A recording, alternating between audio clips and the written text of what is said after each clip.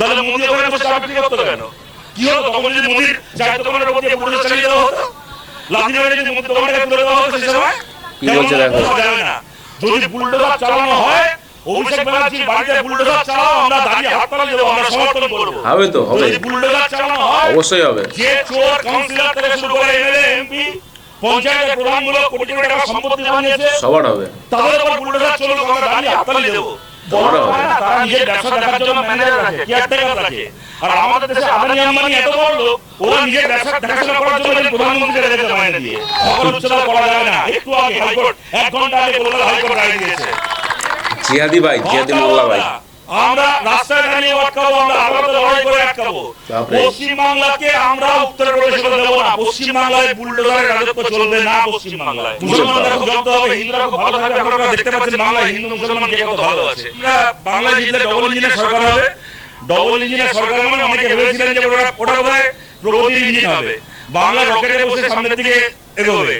বাংলা হচ্ছে রকেটে চেপে মহাকাশের দিকে চলে যাবে বাংলা। এমন ডবল ইঞ্জিন হবে। এখন দেখা গেল ডবল ইঞ্জিন মানে হচ্ছে একটা বুলডোজারের দুটো ইঞ্জিন। বুলডোজার চলবে এখানে খেটে খাওয়া মানুষের উপর দিয়ে, গরিব মানুষের উপর দিয়ে। অভিষেক ব্যানার্জির চোরাই সম্পত্তি, সেই বাড়িকে ডেমোলিশ করবে বলে ওকে নোটিশ পাঠাচ্ছে, যাতে ও সেটাকে নিয়ে ভালো করে কোর্টে যেতে পারে, সেবাটা নিতে পারে। আবার একটা কোর্ট থেকে যদি ফিরিয়ে দেওয়া হয় যেন আবার হাইকোর্টে যেতে পারে, সুপ্রিম কোর্টে যেতে পারে। অভিষেক ব্যানার্জির জন্য, অভিষেক ব্যানার্জির বাড়ি ডেমোলিশ করার জন্য ওরা নোটিশ পাঠাচ্ছে। অভিষেক ব্যানার্জিকে সময় দিচ্ছে শেয়ারদার। আর যারা রেলের হকারি করেন, রেল স্টেশনে বসে হকারি করেন, যারা একটা 1.5 কামরার ধুপচি পেটে থাকেন, তাদেরকে বলা নেই কোয়া নেই মাঝযাত্রীরা, তারা যেন সন্ত্রাসবাদী এমন ভাবে তাদের উপর চড়াও হয়ে কাউকে বাড়ি থেকে বার করে এনে বাড়ি করতে ভেঙে দেওয়া হচ্ছে। কেউ বাড়িতে সারাদিন হকারি করে বাড়িতে ঘুমোচ্ছেন, সে খবর পাচ্ছেন যে রেল লাইনে সে প্ল্যাটফর্ম থেকে তার জিনিসপত্র তুলে নিয়ে গিয়ে ফেলে দেওয়া হচ্ছে। সুতরাং এই যে সবাই দেখতে পাচ্ছে, এরা মানুষকে নানা রকম ধর্মের নাম করে উস্কানি দেওয়ার চেষ্টা করবে যে আমরা জিতলে মুসলমানরা খুব জব্দ হবে, হিন্দুরা খুব ভালো থাকবে। আপনারা দেখতে পাচ্ছেন বাংলায় হিন্দু মুসলমান কে কত ভালো আছে।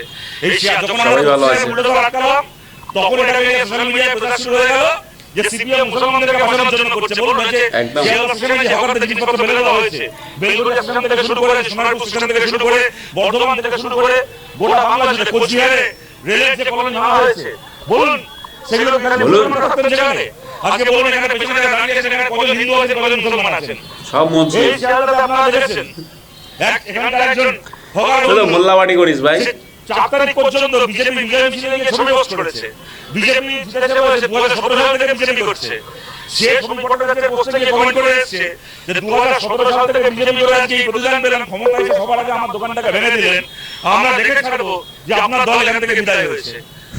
এবং আমরা যেটা অবাক হয়ে দেখছি, এক শ্রেণীর মানুষকে নামিয়ে দিয়ে সোশ্যাল মিডিয়ায় যে গরিব মানুষের উপর বুলডোজার চলছে, গরিব মানুষের ছেলে মেয়ে রাস্তায় দাঁড়িয়ে কাঁদছে, তাদের জীবন জীবিকা শেষ হয়ে যাচ্ছে বলে কিছু মানুষের খুব আনন্দ হচ্ছে যে গরিবরা খুব জব্দ হচ্ছে, তারা উচ্ছ্বাস করছে, আনন্দ করছে।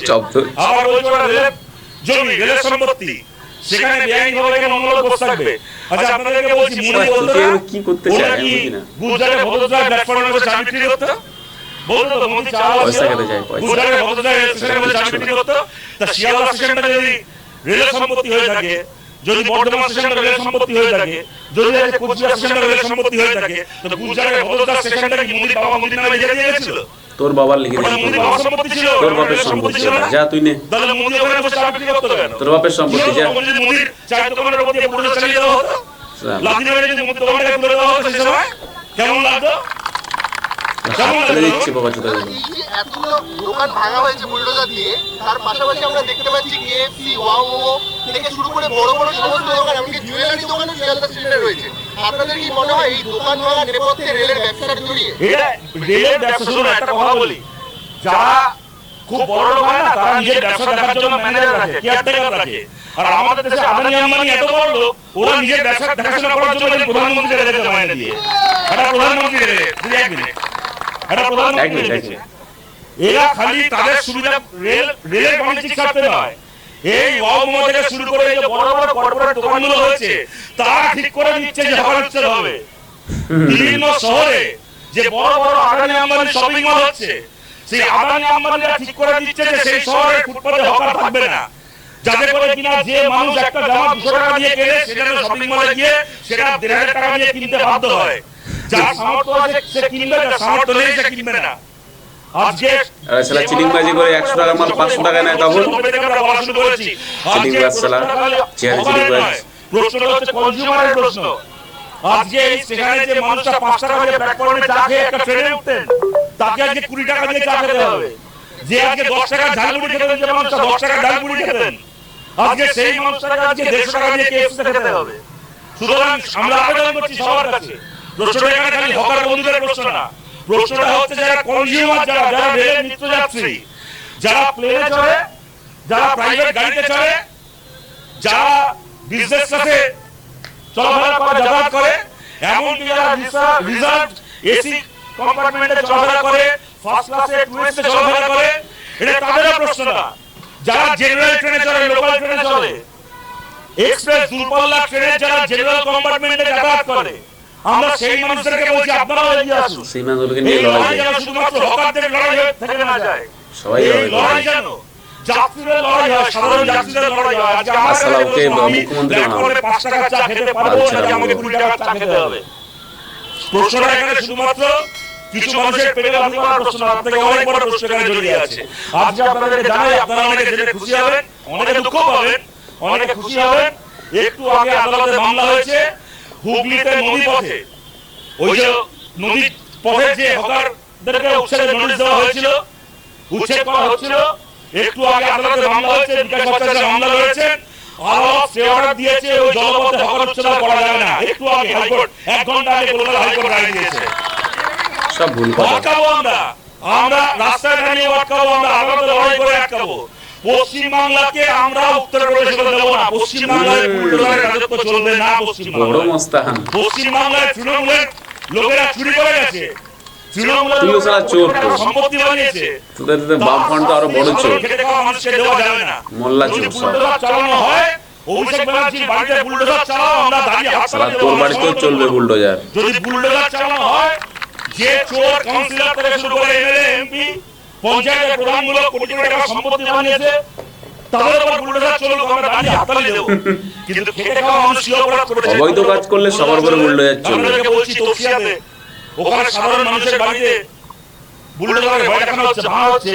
আজকে আমার সাথে তফসিয়া চলুন, আপনাদেরকে দেখাবো তফসিয়াতে কতগুলো সরকারি জমির উপর জাভেদ খানের ছেলে কবজা করে বসে আছে, তার উপর বুলডোজার চলছে না। সরকারি জমির উপর জাভেদ খানের সম্পত্তি চলছে। আপনাদেরকে দেখাবো তফসিয়াতে এই জিনিস আছে। কবরস্থানের জমির উপর জাভেদ খান হাইলাইট তুলেছে, সেখানে বড় লোকেরা থাকে, গভর্নমেন্ট সম্পত্তি কবরস্থানের জমি। বলুন তার উপর কেন আজকে চলবে না বুলডোজার? কেন সেই বাড়ি ভাঙা হবে না? সেই দিকে কেউ ঘুরে তাকাবে না, কোনো সরকার সেই দিকে ঘুরে তাকাবে না। যত রংবাজি, যত চটপট খালি গরিব মানুষের উপর। এইটা পশ্চিমবাংলা আমরা চলতে দিচ্ছি। গরিব মানুষের উপর। শতরূপ ঘোষ জিহাদি, শতরূপ মৌলবাদী শতরূপ ঘোষ, ঠিক আছে। এই জিহাদিটা এমন জিহাদি, মানে এদের তো রাজত্ব করে গেছে, মানে তখন মনে হয় এমাল জন্মায়নি যখন এরা রাজত্ব করেছিল, ঠিক আছে। তখন মনে হয় কোনো পদেও ছিল না। মানে একটা সময় এদের সরকার বহুত খেয়েছে, খেয়ে পুরো পেট মোটা হয়ে গেছে। তারপরে যখন দেখলো যে মানুষ না, এইগুলোকে লাথি মেরে দূর করা দরকার, তখন কিন্তু বাংলা মানুষদেরকে লাথি মেরে পুরো দূর করে ফেলে দিয়েছিল, অনেক দূর করে ফেলেছিল, যেখানে এখন কিনা তার একটা সিট তাই মেলে কি 2টো সিট মেলে, এমনটা ব্যাপার। তো সেই মালগুলো এখন কোথায় যাচ্ছে? যেখানে উৎক্ষেপ চলছে, মানে যেখানে অবৈধ সম্পত্তি, যেখানে অবৈধভাবে কব্জা করে রেখেছে, যেখানে বাংলাদেশের মাল এসে অবৈধভাবে ব্যবসা শুরু করেছে, তাদেরকে উৎখাত করা চলছে, তাদের সেখান থেকে ডিপোর্ট করা চলছে, তাদের সেখান থেকে তাড়ানো চলছে। সেই সব জায়গায় গিয়ে এই জিহাদি কি করছে? স্টে অর্ডার নিয়ে আসছে। দেখো আমি কোর্টের স্টে অর্ডার নিয়ে এসেছি, দেখো আমি বড় জিহাদি, আমি তোমাদের পাশে আছি। আরে সালা, তুই জীবনেও ক্ষমতায় আসতে পারবি না। সিপিএম জীবনেও, মানে আগামী 100 বছরও সিপিএম ক্ষমতায় আসতে পারবে। তোষণের রাজনীতি করো না সালা, তোষণের রাজনীতি করো। তোমাদেরকে কি বলবো আর, তোমরা যা করেছো আগামী 35 বছর 40 বছর তোমরা যা করেছো মানুষ সব মনে রেখেছে। আমাদের মতো বাংলার মানুষ, মানে এই যে বাংলার মানুষ না অত বোকা না। তুই যেভাবে বোকা বানাচ্ছিস, এই যে জিহাদি শতরূপ তুই যেভাবে বোকা বানাচ্ছিস, এরকম বাংলা মানুষ বোকা না। তোমরা জানলে অবাক হবে যে এই শতরূপ পার্সোনালি খুব বাজে ছেলে। মানে এই যে পাবলিকলি যেভাবে দেখায়, মানে পাবলিকলি সবাই হয়তো মনে করে যে না শতরূপ খুব ভালো ভিডিও বানায় বা খুব ভালো নেতৃত্ব দেয়, কিন্তু পার্সোনালি এই ছেলেটা একটি জঘন্য এবং মানে অভদ্র ছেলে। হ্যাঁ, একে নিয়ে কেউ যদি ভিডিও বানায়, এর ছবি যদি ইউজ করে তাকে স্ট্রাইক মারে, এমন অসভ্য অভদ্র মানে একদম বাজে লক্কর, একদম মানে কি বলবো, এর থেকে আর মানে ভাষা নেই আমার বলার, মানে এইরকম নির্লজ্জ ছেলে, নির্লজ্জ পুরো বেহায়া এক নম্বরের মানে আমি ভিডিও করছি, ও যে চেষ্টা করবে আমার ভিডিও স্ট্রাইক মারার। আমার অনেক বন্ধু আছে তাদেরকে ভিডিও মানে স্ট্রাইক মেরেছে, ও সব প্রমাণ আমার কাছে আছে। তো এ পার্সোনালি একটা বাজে জঘন্য ছেলে। তো সেই কথা আমি বলবো যে পশ্চিমবঙ্গের মানুষ আমি জানি অত বোকা না। এই যে উস্কাচ্ছে, এই মানুষগুলোকে উস্কাচ্ছে, কিছু হকারিদেরকে নিয়ে উস্কাচ্ছে, কিছু গরিব শ্রেণীর মানুষদেরকে নিয়ে উস্কাচ্ছে, গিয়ে বলছে যে আমি তোমাদের পাশে আছি। তাহলে সরকার কি গরিব মানুষের পাশে নেই? সরকার লক্ষ্মীর ভান্ডার, যুবসাথী, এই সাথী দিয়ে সরকার কত কিছু দিচ্ছে, দিয়ে ভর্তি করে দিচ্ছে, তাহলে সরকার তোমার পাশে নেই? সরকার বা কত উন্নতি প্রকল্প নিয়ে আসছে, কত চিকিৎসা ব্যবস্থা উন্নতি করছে, সরকার তোমার পাশে নেই? আসলে এর কথা হলো, বাংলা কথা হলো, এ চায় ক্ষমতায় যেতে, ঠিক আছে, যেভাবে হোক লড়ে। এর জীবনে তো হাফ আয়ু শেষ, এর জীবনে যেতে পারবে না। মানে এর ইচ্ছা যে এ হবে বাংলার মুখ্যমন্ত্রী। মানে ভাই এই মাল বাংলার মুখ্যমন্ত্রী হবে? মানে ভাবা যায়? মানে ভাবলে হাসি লাগে শালা। যে একটা মানুষ পার্সোনালি খুব বাজে এবং জঘন্য, যার তার ভিডিওতে স্ট্রাইক মারে, মানে ওর একটা চ্যানেল আছে, ঠিক আছে, মানে ইউটিউবে একটা চ্যানেল আছে, 3-4 লাখ 5 লাখের মতো বেশি ফলোয়ার্স আছে। তো সেই জন্যই মানে ও সব জায়গায় সোশ্যাল মিডিয়ায় নিজের একটা জায়গা করে রেখেছে বহুত দিন থেকে, খেটে খেটে। কেউ যদি ওকে নিয়ে ভিডিও করে, কেউ যদি ওকে নিয়ে একটা বাজে কথা বলে, ওর সঙ্গে সঙ্গে তার এগেনস্টে কেস করবে, তার এগেনস্টের সঙ্গে সঙ্গে স্ট্রাইক ইস্যু করে। এত বাজে এবং জঘন্য, বর্বর, নির্লজ্জ, বেহায়া মানুষ। এই বেহায়াকে তোমরা ভরসা করবে? এই বেহায়াকে তোমরা বাংলার তুলে দেবে এই বেহায়ার হাতে? যে বেহায়া টিএমসির সঙ্গে ঘুরে বেড়ায়, টিএমসি চটি চাটে, টিএমসির থেকে বেরিয়ে আসা যে সমস্ত মাল, সেই সমস্ত মালকে তার নিজের জলে জায়গা দেয়। এরা জানে বাংলা কিভাবে চলছে? এরা কিছু বোঝে? এরা শুধুমাত্র এই হকারদের নিয়ে কথা বলছে, শুধুমাত্র একটু দরিদ্র শ্রেণীর মানুষের নিয়ে কথা বলছে। এই দরিদ্র শ্রেণীর মানুষকে নিয়ে অবশ্যই সরকার বলে, বিজেপি সরকার দরিদ্র শ্রেণীর মানুষকেই নিয়ে উন্নতি করে। তারপরে কথা হলো এটাই যে কেন মানে এই মালটাকে কি করতে হবে, ওর যদি কোনো বাড়ি থাকে বা ফ্ল্যাট থাকে, সেখানে বাংলাদেশের মানুষ নিয়ে এসে ঢুকে দিতে হবে। মানে ওর বাড়িতে, ওর ফ্ল্যাটে, ওর ঘরে বা ওর ঘরের সামনে দোকান পেতে দিতে হবে। তখন ও বুঝবে যে কেমন লাগে, তখনই বুঝবে। তাছাড়া তার আগে এ বুঝবে না। এ বোঝে সবই, কিন্তু এ অসভ্য, এ বেহায়ার মতো কাজ করে। কারণ একটা কথা ভাবুন আপনারা, যে আমার একটা দোকান আছে রাজাবাজারে, বা মনে করুন কোথাও একটা আমার দোকান আছে, আমার দোকানের সামনে জিহাদের এসে দোকান দিচ্ছে, আমার দোকানের সামনে তারা এসে পুরো ঝাঁপ করে দিচ্ছে, আমার দোকানের সামনে রাস্তা পুরো জ্যাম করে দিচ্ছে। তো কেমন হবে বিষয়টা? কাজে আমার দোকানে কাস্টমার আসবে না, তারা ওই ছবি করে পুরো রাস্তাটা জ্যাম করে পুরো একদম মানে লোকালিটিটা এমন করবে, পুরো একদম যানজট করে দিচ্ছে। তো সেই জন্য এই হকার উচ্ছেদ চলছে। আর এই হকার উচ্ছেদ অবশ্যই দরকার। হকারদের জন্য আরো অনেক জায়গা আছে, হকারদের জন্য আরো অনেক প্ল্যাটফর্ম তৈরি করবে, এবং হকারদের জন্য আরো অনেক ভালো মার্কেট তৈরি করবে, যেখানে হকারি করবেন, কোনো অসুবিধা নেই। বা রাস্তায় চলতে চলতে হকারি করুন। কিন্তু যে সমস্ত জায়গায় গাড়ি চলে, যে সমস্ত জায়গায় যানজট এলাকা, যে সমস্ত জায়গায় মানুষকে চলতে হয় সব সময়, সেখানে গিয়ে দোকান পাতবেন, সেখানে গিয়ে অবশ্যই আপনারা যদি ক্যানিং স্ট্রিটে যান বা বড় বাজারে যান বা আপনার রাজাবাজারে, শিয়ালদা, মানে যেখানেই যাবেন, এইসব জায়গাগুলো এত জঞ্জাট, এত নোংরা হয়ে গেছে যে ভাই এই জায়গাগুলো আর মানে আগামী 5 বছর পরে আর ব্যবহার করতে পারবে না কেউ। মানে আগামী 5 বছর বা 10 বছর পরে যদি এই টিএমসি সরকার থাকতো, তো এই জায়গাগুলো মানুষের ব্যবহার করতে পারতো না, মানুষ হাঁটতে পারতো না এই জায়গাগুলো। এত নোংরা, জঘন্য, আর মানে হকারিতে ভর্তি হয়ে গেছে। ভাই কেন এত হকারি? ভাই কেন এত হকারি?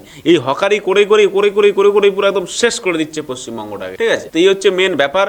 হকারি করুক, যার যেটা প্রফেশনাল সে সেটা করতেই পারে, কোনো অসুবিধা নেই। কিন্তু কথা হচ্ছে এটাই যে জায়গা বুঝে, অবশ্যই সিচুয়েশন বুঝে, যেখানে জ্যাম যানজট আছে সেখানে গিয়ে আরও জ্যাম করা, সেখানে গিয়ে আরও যানজট করা, মানুষের চলা অসুবিধা করা, মানুষের নিত্য প্রয়োজনীয় জিনিস নেওয়া অসুবিধা করা, এগুলো তো ঠিক না ভাই। আর হকারি করুন, আপনি মার্কেটে গিয়ে করুন, বাজারে গিয়ে করুন, যেখানে বাজার বসে, যেখানে হাট বসে, যেখানে মানে আর কি জিনিসপত্র বেচাকেনা হয়, আপনি সেখানে সবসময় বসে থাকুন, সেখানে সবসময় আপনি বেচাকেনা করুন, সেখানে আপনি একটা নিজের জায়গা নিন, বা সেখানে আপনি একটা ব্যবস্থা করুন, যে একটা কিছু করে ব্যবস্থা করুন। কিন্তু তাই বলে কলকাতার মানে রাস্তায়, যেখান থেকে গাড়ি চলবে, যেখান থেকে মানুষ যাবে, যেখান থেকে যাত্রীরা যাবে, সেখানে হকারি, এটা কোনো মানে হলো? মানে এই হকারিগুলোকে মানে তাড়িয়ে দিলে তারপরে কি গরিবের পেটে লাথি মারা হলো? ভাই এরকম একদমই না। আর এটা করা একদম উচিত না। কারণ আমরা বাংলার মানুষ, আমাদের রাস্তায় যাওয়ার অবশ্যই অধিকার আছে, প্রত্যেকটা মানুষের গাড়ি চলারও অধিকার আছে। তো সেই গাড়ি চলা বিঘ্ন ঘটিয়ে, সেই পথচারী মানুষদেরকে বিঘ্ন ঘটিয়ে সেখানে হকারিগিরি করা একদম ঠিক না।